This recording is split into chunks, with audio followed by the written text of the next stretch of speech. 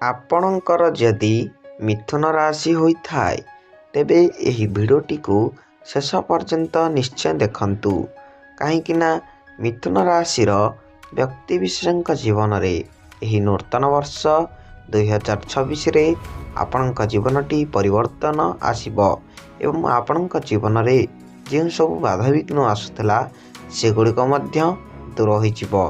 ତେଣୁ ଆପଣ ଯଦି ମିଥୁନ ରାଶିର ବ୍ୟକ୍ତିବିଶେଷ ହୋଇଥାନ୍ତି ଏବଂ ଈଶ୍ୱରଙ୍କୁ ସଚ୍ଚା ହୃଦୟରେ ବିଶ୍ୱାସ କରୁଥାନ୍ତି ତେବେ ଭିଡ଼ିଓଟିକୁ ଲାଇକ୍ କରିବା ସହ ଚ୍ୟାନେଲଟିକୁ ସବସ୍କ୍ରାଇବ୍ କରିବେ ଏବଂ କମେଣ୍ଟରେ ଜୟ ଶନିଦେବ ଜୟ ମହାଦେବ ନିଶ୍ଚୟ ଲେଖିବେ।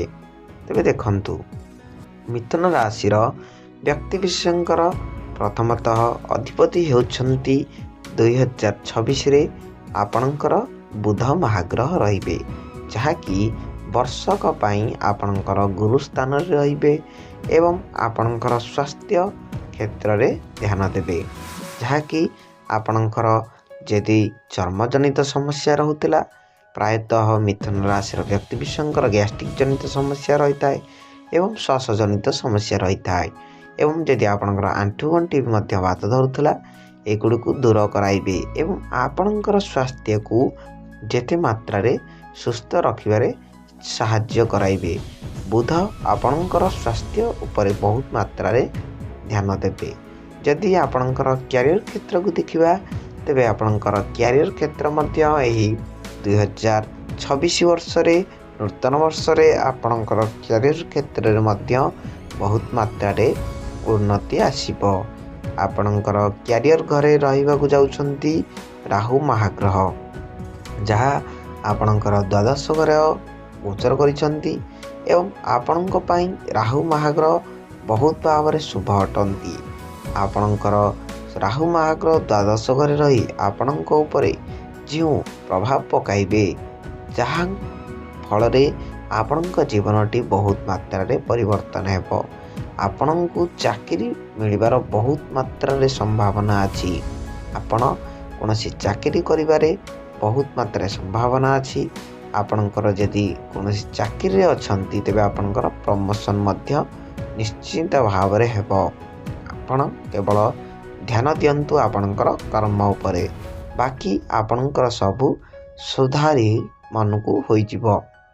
ଯଦି ଆପଣଙ୍କର ରାହୁ ଆପଣଙ୍କର ଅଛନ୍ତି ଦ୍ୱାଦଶ ଘରେ ଏବଂ ନବମ ଘରେ ମଧ୍ୟ ଅଛନ୍ତି ଆପଣଙ୍କର ଶନି ଆପଣଙ୍କର ନବମ ଘରେ ଥିବାରୁ ଆପଣଙ୍କୁ ବହୁତ ମାତ୍ରାରେ ଫଳପ୍ରଦ ହେବ। ଆପଣ କୌଣସି ବାସଗୃହ ମଧ୍ୟ ନିର୍ମାଣ କରିପାରନ୍ତି କିମ୍ବା ଆପଣ କୌଣସି ଜମି ମଧ୍ୟ କ୍ରୟ କରିପାରନ୍ତି, କୌଣସି ଜମି ମଧ୍ୟ ଆପଣ କିଣିପାରନ୍ତି ଏହି 2026 ନୂତନ ବର୍ଷରେ, ଯାହା ଆପଣଙ୍କର ଜୀବନଟିକୁ ବହୁତ ମାତ୍ରାରେ ପରିବର୍ତ୍ତନ କରାଇବ ଏବଂ ଆପଣଙ୍କ ଜୀବନରେ ଯେଉଁ ବାଧାବିଘ୍ନ ମଧ୍ୟ ଆସୁଥିଲା ତାହାକୁ ମଧ୍ୟ ଦୂର କରାଇବ। ଆପଣଙ୍କୁ ବହୁତ ମାତ୍ରାରେ ଫାଇନାନ୍ସିଆଲ ପ୍ରୋବ୍ଲେମରେ ଯେଉଁ ରହୁଥିଲେ ସେଥିରୁ ଆପଣ ପାର ପାଇଯିବେ। ଆପଣଙ୍କୁ ଫାଇନାନ୍ସିଆଲ ଫ୍ରିଡ଼ମ୍ ମିଳିବ। ଏହି 2026ରେ ଆପଣ କୌଣସି ନୂତନ ବିଜନେସ୍ ମଧ୍ୟ ଆପଣ ନୂତନ ଷ୍ଟାର୍ଟଅପ୍ ମଧ୍ୟ ତିଆରି କରିପାରନ୍ତି ଏବଂ ସେଥିରେ ମଧ୍ୟ ବହୁତ ଭାବରେ ଗ୍ରୋ କରିବାର ଚେଷ୍ଟା ରଖିଥାନ୍ତି। ଆପଣ ମଧ୍ୟ ଗ୍ରୋ କରିବେ ଏବଂ ଏହି 2026ରେ ଆପଣଙ୍କ ଉପରେ ଦେବଗୁରୁ ବୃହସ୍ପତିଙ୍କର ବହୁତ ମାତ୍ରାରେ ପ୍ରଭାବ ପଡ଼ିବ, କାରଣ ଦେବଗୁରୁ ବୃହସ୍ପତି ଆପଣଙ୍କର ସପ୍ତମ ଘରେ ଅଛନ୍ତି, ଯାହାକି ଅଶୁଭ ମନାଯାଇଥାଏ, କିନ୍ତୁ ତଥାପି ଆପଣଙ୍କ ଉପରେ କିଛି ମାତ୍ରାରେ ଆପଣଙ୍କ ଉପରେ ପ୍ରଭାବ ପଡ଼ିବ, ଯାହାକି ଆପଣଙ୍କର ଜୀବନଟିକୁ ପରିବର୍ତ୍ତନ କରାଇଦେବ। ଏବଂ ମହାଦେବ ମନ୍ଦିରକୁ ମଧ୍ୟ ଯାତ୍ରା କରନ୍ତୁ, କାରଣ ଆପଣଙ୍କର ମିଥୁନ ରାଶିର ବ୍ୟକ୍ତିବିଶେଷଙ୍କର ଇଷ୍ଟ ଦେବତା ହେଉଛନ୍ତି ମହାଦେବ ଠାକୁର। କେବେ ଆପଣ ଯେକୌଣସି ମହାଦେବ ମନ୍ଦିରକୁ ଯାତ୍ରା କରନ୍ତୁ, ଆପଣ ଯେକୌଣସି ମହାଦେବ ମନ୍ଦିରକୁ ଯାତ୍ରା କରି ଜଳଶାୟୀ କରନ୍ତୁ କିମ୍ବା ଆପଣଙ୍କର ବେଲପତ୍ର ମଧ୍ୟ ଚଢ଼ାଇଲେ ଆପଣଙ୍କର ଆହୁରି ମଧ୍ୟ ମଙ୍ଗଳ ହେବ। ଯଦି ଆପଣ ପାରୁଛନ୍ତି ପ୍ରତ୍ୟେକ ଦିନ ହନୁମାନ ଚାଳିଶା ମଧ୍ୟ ପାଠ କରନ୍ତୁ। ହନୁମାନ ଚାଳିଶା ମଧ୍ୟ ପାଠ କରିବା ଦ୍ୱାରା ଆପଣଙ୍କର ବହୁତ ମାତ୍ରାରେ ମଙ୍ଗଳ ହେବ। ଆପଣଙ୍କ ପାଇଁ ଏହି 2026ଟି ବହୁତ ମାତ୍ରାରେ ଉନ୍ନତି କରିବାକୁ ଯାଉଅଛି। ଯଦି ଆମେ ଦେଖିବା ଶିକ୍ଷାର୍ଥୀମାନଙ୍କ ପାଇଁ ମଧ୍ୟ ଏହି 2026 ନୂତନ ବର୍ଷଟି ଶିକ୍ଷାର୍ଥୀମାନଙ୍କ ପାଇଁ ମଧ୍ୟ ବହୁତ ଭାବରେ ଉନ୍ନତି କରିବ। ତେଣୁ ଆପଣଙ୍କ ପାଇଁ 2026 ନୂତନ ବର୍ଷଟି ବହୁତ ମାତ୍ରାରେ ବହୁତ ପ୍ରଚୁର ମାତ୍ରାରେ ଆପଣଙ୍କ ଜୀବନରେ ପରିବର୍ତ୍ତନ ଆଣିବ।